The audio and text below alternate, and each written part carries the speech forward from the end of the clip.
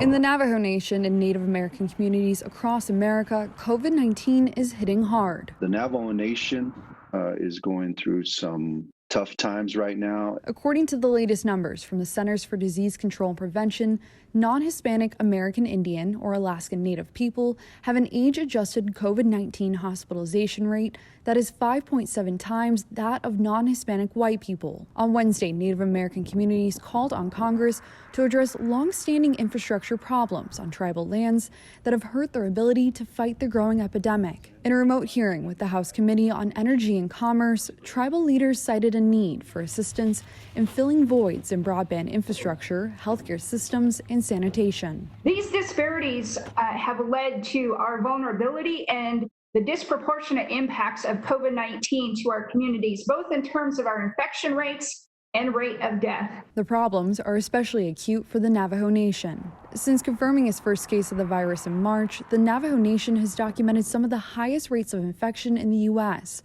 with roughly 8,000 confirmed cases as of July 7th.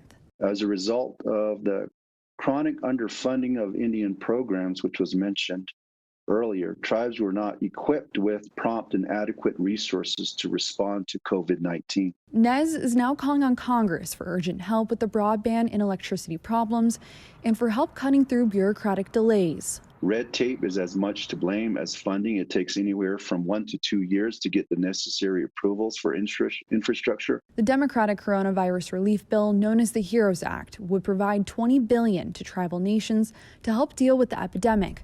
But the bill, which passed the House in May, is now stalled. For Newsy, I'm Mag Hilling.